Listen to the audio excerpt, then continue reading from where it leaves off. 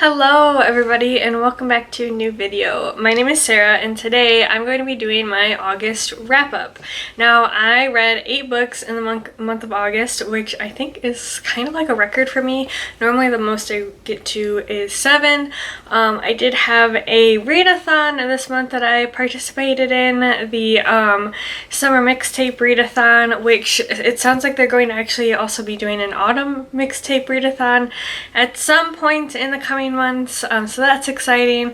But that readathon may have been the reason why I ended up getting like 1 extra book than my normal max reading that I get through in a month. But I feel like I had an overall pretty solid reading month, so we're just gonna jump right into it. The first book that I read, I'm actually going to talk about 2 books because it is in a series and I read both books that are currently out this month, so I figure I'll just talk about them together, and that is the Lock Tomb series with Gideon the Ninth and Harrow the Ninth. This series, new favorite series. Holy, like, I can't even express to you how much I enjoyed reading these books. These were a wild ride. Like, these are nuts.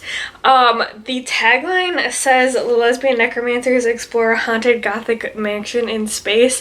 Like, yes, that's what happens, but it doesn't even like scrape the surface of what these books are about. We start out and we're following Gideon, who is a indentured kind of swordswoman for this house, the 9th house in this like galactic empire. She ends up being kind of coerced to be the cavalier or like primary swordswoman for Harrow, who is the daughter of this house. She's kind of the heir to the house, and she is going into a kind of competition to be the emperor of this galactic empire's kind of right-hand woman in his small elite circle of necromancers. And so we're following as the 2 of them, who actually absolutely hate each other, are forced to work together in order to go explore this haunted gothic mansion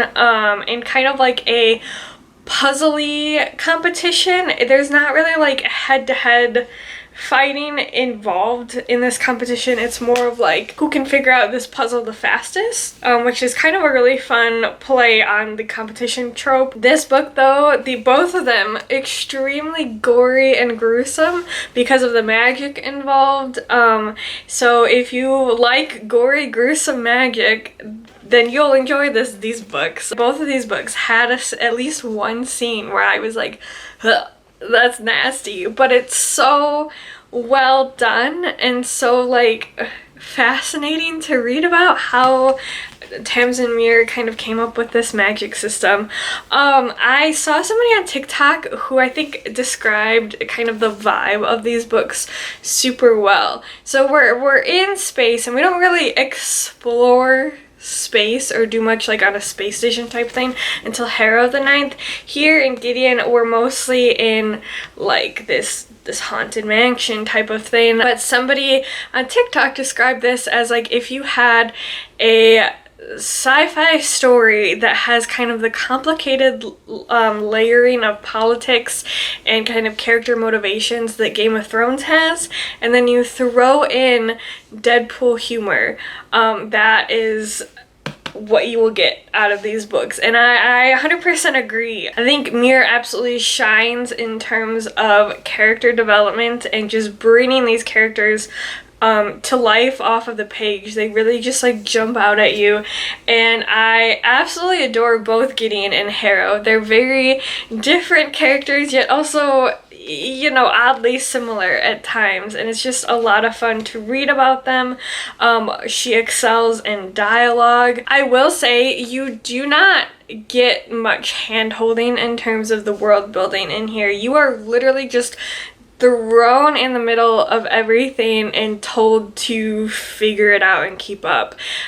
So that does get a little confusing in the beginning here in Gideon as you're trying to get your footing. However, it is 100% worth it in my opinion. So I do highly encourage you that if you pick this up, just give it a chance. Give yourself a bit of patience and a bit of a chance to really get your footing in there, because it does pay off.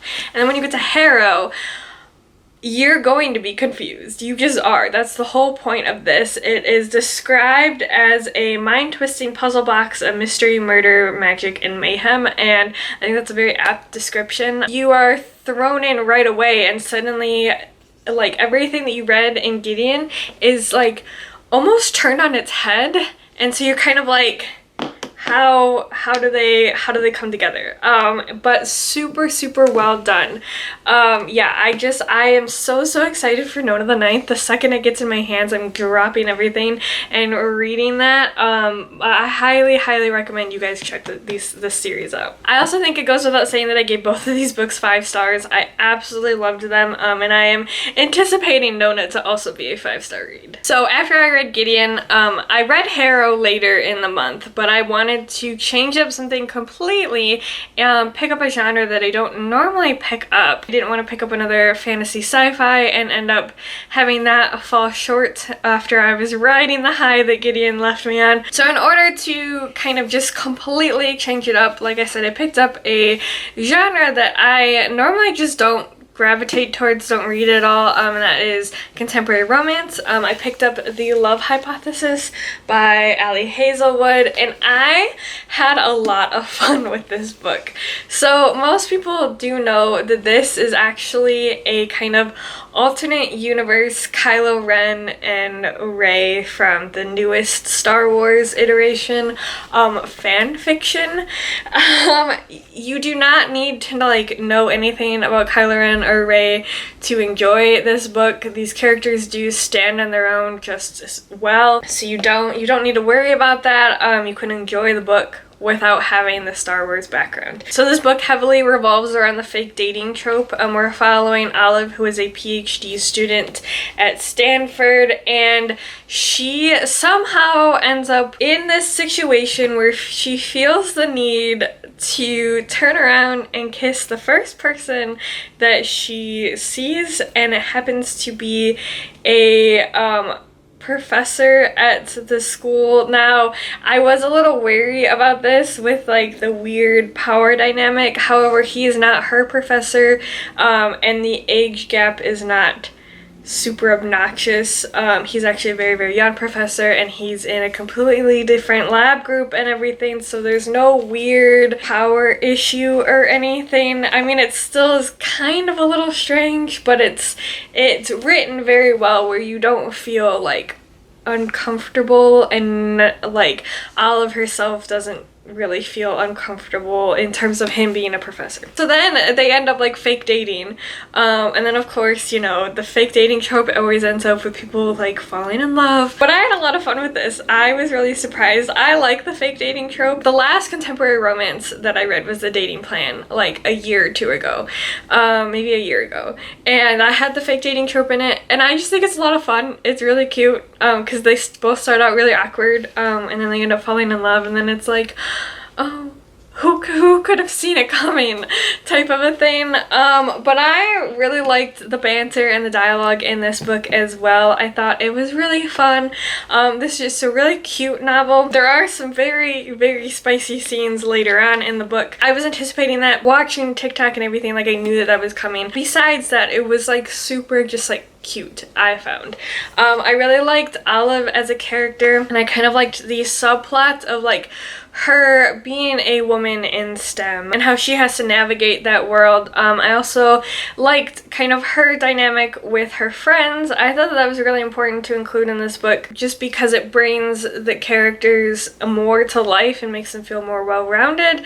And yeah, overall I just had a lot of fun with this, and I ended up giving it 4 stars. So next I picked up Jawbone by Monica Ojeda. This is translated by Sarah Booker. This was originally published in Ecuador, so it was translated from Spanish, and this is a really strange horror novel. It's pretty short. We're under 300 pages long. We are following kind of 3 different timelines, and it all kind of revolves around this all-girls private academy. So we're following Fernanda and Annalise, who are 2 students at this academy, and they have kind of a circle of friends that are getting into weird, like, ritualistic, culty things in this kind of abandoned building that they've discovered.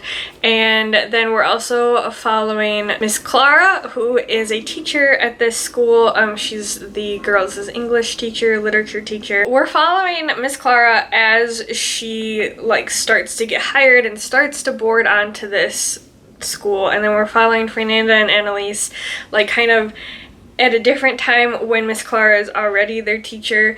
And then we're also following Miss Clara and Fernanda in this kind of abandoned cabin area where Miss Clara is holding Fernanda hostage. And you don't know why, and it's obviously like further down the line, and so we're following all these timelines converge on each other. And kind of where some of the horror elements come in is where the girls are kind of doing these weird ritualistic things, where they're kind of following this god that Annalise has come up with on her own. And then Miss Clara is also, you're kind of realizing that she has some instability where she is obsessed with impersonating her dead mother. And then obviously there's the kidnapping part, which is pretty horrific. This is just a really fascinating book. It's very strange. The way that it's written and structured is super interesting. There is a severe lack of paragraph breaks. They are there and present, but these paragraphs are super, super long. Some even go on for multiple pages. From Miss Clara's perspective in particular, we have a lot of parentheses and em dashes used, and even like within the same sentence, and like multi-layering these layers of thought that this character is having, and it's done in a way that it really gives you a much better perspective and view of the character's voice, which is really interesting. It does make it like difficult to kind of read and follow at times, but I think it is really well done. This book, there was one particular scene where I was actually like scared to like move from my chair, because I was like reading it in this chair and like backed into the corner in here, and I was actually like scared and like frightened from the book. So it is creepy, especially if you like creepy pastas.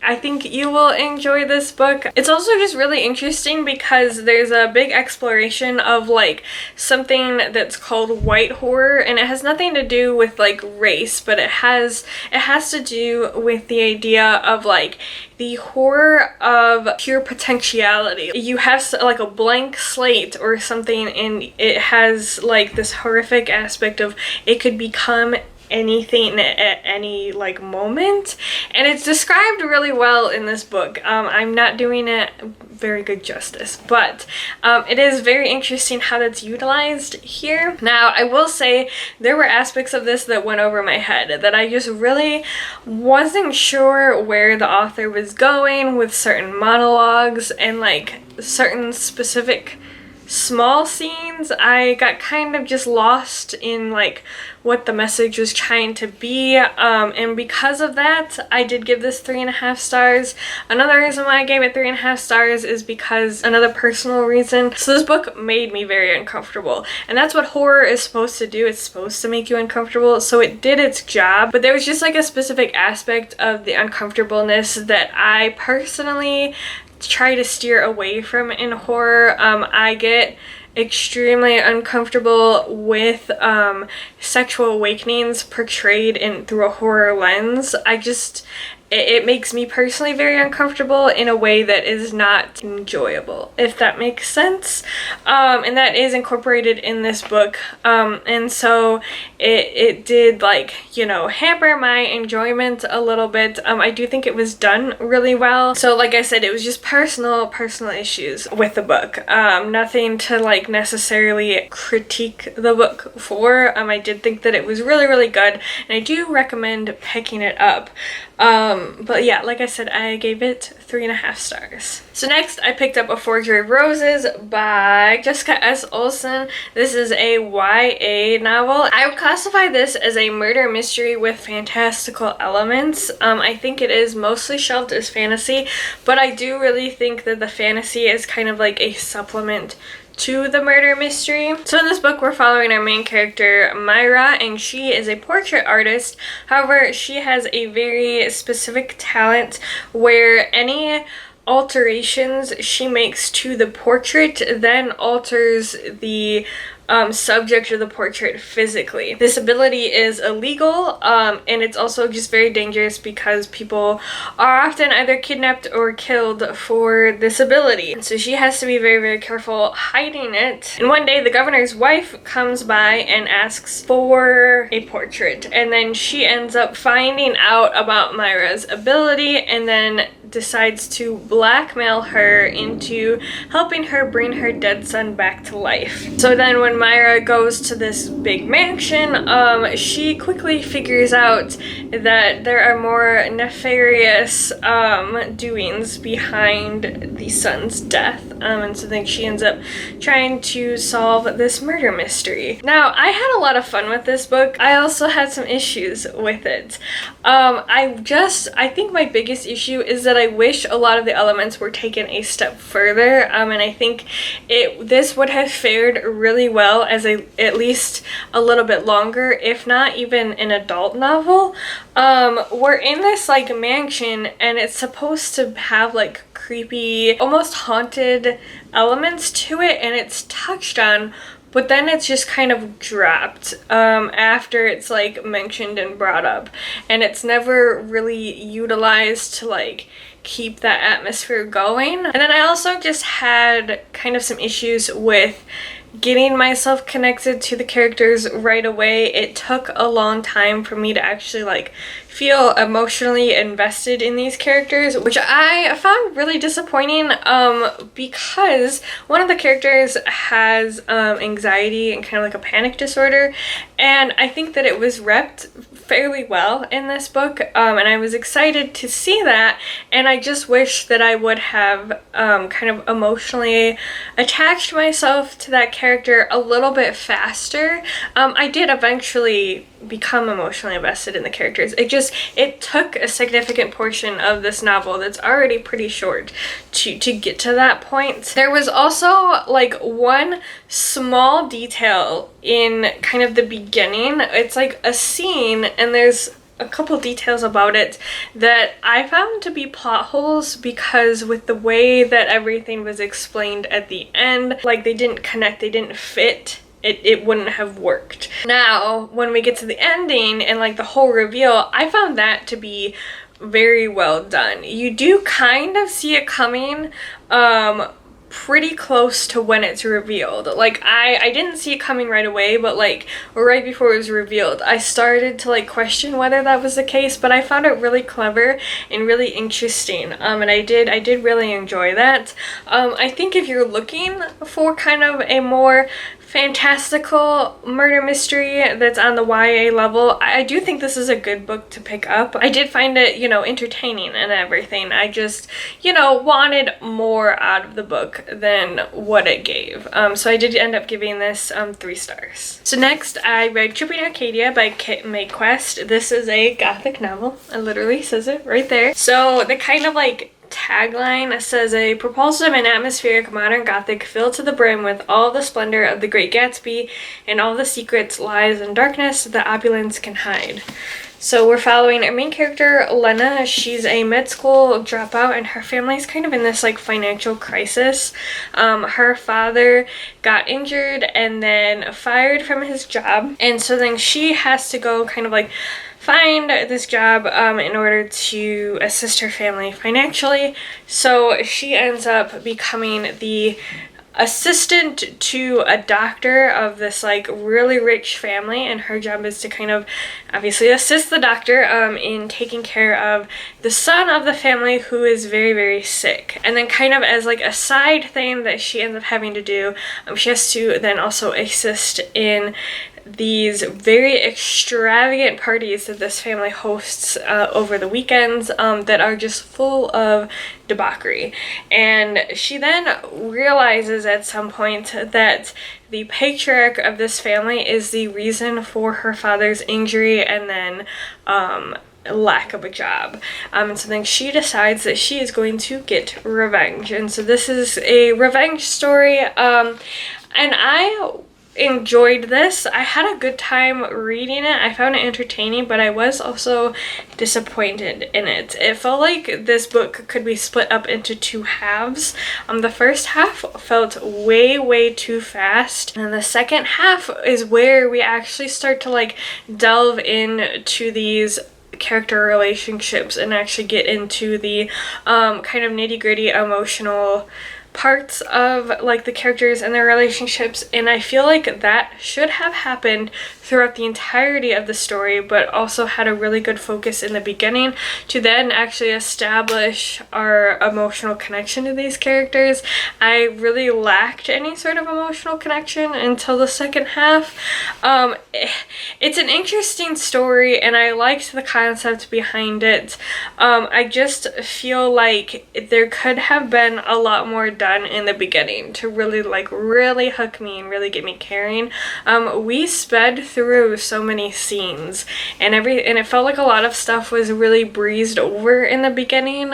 It also felt like a lot of things were just kind of like told to me, and I was told to like understand all of this debauchery and like the nefarious things going on, whereas I wanted to really be shown that in order to really feel it and believe it. We were kind of shown things, but what we were shown was just like really breezed over. And so because of that, I ended up giving this 3 stars. And then during the second half of the month, kind of while reading some of these other books, I was listening to the audiobook Hood Feminism, Notes from the Women That a Movement Forgot by Mickey Kendall, and I really enjoyed this book. This did everything that I was looking for it to do. It basically talks a lot about the intersectionalism of race and gender and how today's feminist movement needs to recognize that there are so many more like feminist issues that white feminists forget about because they impact primarily women of color. This is a no punches pulled kind of book. Mickey Kendall does not sugarcoat things. It is a series of essays covering these different topics, and she is very much like, you need to address that this is an issue in your perspective as like somebody who is white. And I just really appreciated it. I think it definitely did like open my eyes to things. I wish I would have listened to this before I listened to Bad Feminist by Roxane Gay, because I think Roxane Gay touched on some of these subjects that Mickey Kendall really delved into, but I feel like Roxane Gay kind of like didn't connect what she was trying to connect as well as Mickey Kendall did. And I feel like I would have gotten more out of Bad Feminist if I would have listened to that after Hood Feminism. I was really impressed with the way that Mickey Kendall organized her essays. She just really goes into a lot of detail explaining that these are very complicated issues. There's no like cut and dry, just a single path forward into improvement. It's going to take like action of approaching things from a lot of different angles, and I just really appreciated how she went about explaining her like thoughts and kind of the issues that are going on. And I just think it's a really good book to read if you're looking to expand kind of your feminist literature and kind of your understanding of topics. I think it is very important, especially if you are a white feminist. And then lastly, I read Ruination by Anthony Reynolds. This is the first full-length novel following lore from the video game League of Legends, Riot Games Part partnered with Orbit Books in order to publish this, and I was very gratefully sent a finished copy by Orbit Books, so thank you so much to the publisher. However, I'm really sad to say that I was really disappointed in this book. I had such high hopes going into this, and I was really looking forward to it, especially because there's so much potential in the League of Legends universe and the lore to be really expanded upon, and this just kind of like felt, I don't know, disappointing. So in this book, we're following kind of three main characters that are champions in the game that you can play. We're following Callista, Viego, and Thresh. However, there are other champions that make appearances in this book, but basically we are following Callista, who is the aunt to Viego, who is the king of their kingdom, and Viego's wife falls ill, and they can't, like, there's nothing that is working to heal her, and so Viego sends Callista out to go to the Blessed Isles in order to find a cure. And the Blessed Isles are kind of this myth, and nobody has like really had any contact with them for hundreds of years, and so nobody really believes that they exist anymore, and so it's kind of like this potential wild goose chase. She is the general of his army, and so, you know, she has to do what he says, and so then she goes to the Blessed Isles to look for this cure. And then we are following Thresh before he becomes Thresh. So he is Urlach Grail. He is a warden at the Blessed Isles. Spoiler, it does exist. And kind of like his story of how he became a warden and how he becomes Thresh. Like, if you play the game and you know kind of the very basic lore behind Callista, behind Thresh, behind Viego, even just behind the region, the Blessed Isles, you know what's going to happen because you're just like racing towards this inevitable end. It feels as if you are watching the movie Rogue One.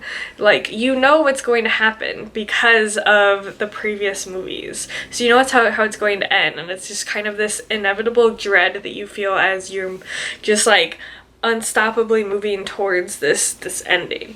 However, it didn't work the way it worked in Rogue One, because this plot is very linear to the point where I was bored. Now, did I like Callista's story? Yes. I liked how Callista was portrayed, and you just can't help but just hurt for her and feel bad for her because she's stuck in these really impossible situations, and she was a very good character. However, this was one where it was both a linear plot, like I said, but it moved way too fast. I wanted to slow down, I wanted more detail, and it just kind of felt, I don't know, very mediocre, and I was disappointed in it. I also just like had a hard time caring about most of the relationships in this book.